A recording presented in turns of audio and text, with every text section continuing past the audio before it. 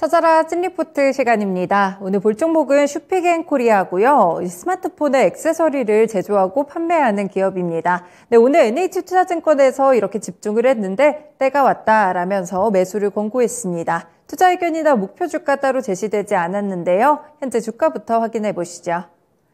네, 슈픽앤코리아 지금은 7%가량의 상승 탄력 보여주면서 45,850원 구간입니다. 오늘 대선 토마주들이 대체적으로 상승폭 크게 보여주는 가운데 리포트 효과 받아서 다른 결로 움직이고 있는 종목이고요. 주가가 좀 긴 기간 동안 하락했습니다. 거의 1년 반가량 하향 추세였는데 오늘 거래량이 조금 실리면서 갭상승하고 방향 전환의 시도까지 나오고 있습니다.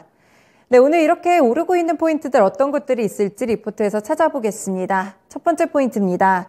네, 스마트폰 사이클이 올해 시작될 것이라는 평가를 보여주고 있는데요. 네, 실제 지난 9일에 애플 신제품 공개 행사 스페셜 이벤트에서 아이폰 SE3 제품이 공개됐습니다. 지난해에는 출시되지 않았기 때문에 슈픽앤코리아의 상반기 매출 성장이 둔화됐던 측면이 있는데 이번에는 신제품이 공개가 되면서 조금 더 기대감을 실어주고 있고요.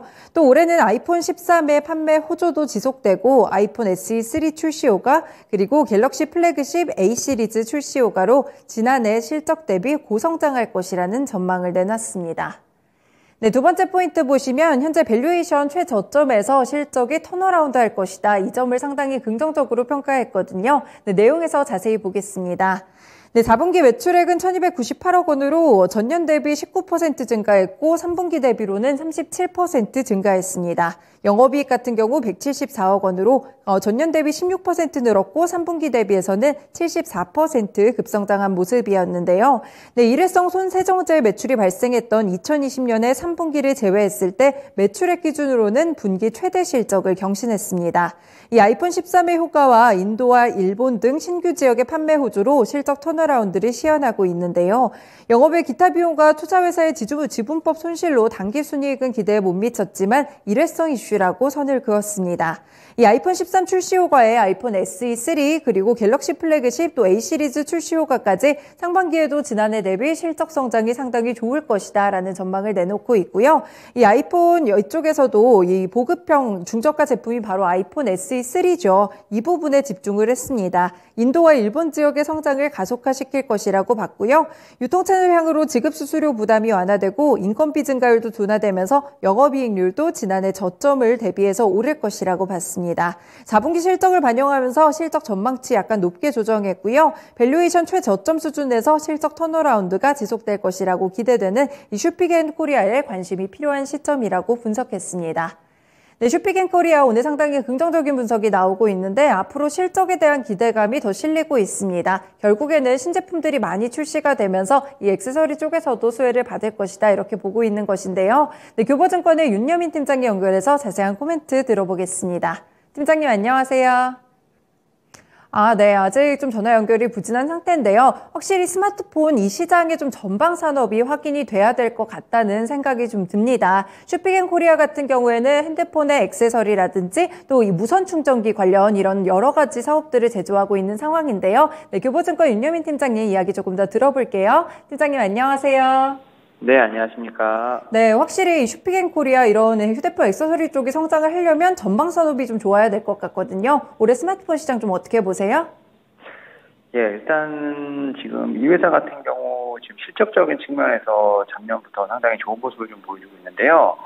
지난해 4분기 연결 기준으로 지금 영업이익 한 174억 정도 나왔죠. 지금 이제 3분기부터 꾸준히 지금 개선세가 좀 이어지고 있는데, 지금 앵커님께서 말씀하셨던 그 휴대폰, 특히 이제 아이폰 13 흥행 돌풍이 상당히 직접적으로 매출 상승에 좀 연이 되지 않았나 좀 생각을 하고 있고, 특히 이제 4분기에 이제 영업이익 174억도 상당히 의미가 있지만, 영업이익률이 14% 이상 좀 상승을 하면서 작년 한 해 최고 수준을 좀 기록했다 볼 수 있을 것 같고, 특히 이제 동사 같은 경우 이제 인도랑 일본의 좀 신규 시장에 좀 진입을 하고 있는 상황입니다. 특히 이제 인도나 일본 경우에는 작년에 누적 매출이 한 177억, 156억 정도가 좀 나오면서 전년 동기 대비했을 때 한 50% 이상의 좀 성장을 하고 있는데, 지금 올해 좀 상당히 휴대폰 격전이 되지 않을까 좀 생각하고 있습니다. 특히 이제 아이폰 13을 좀 시작을 해서 지금 지난 9일에 애플 신제품 공개 행사에서 아이폰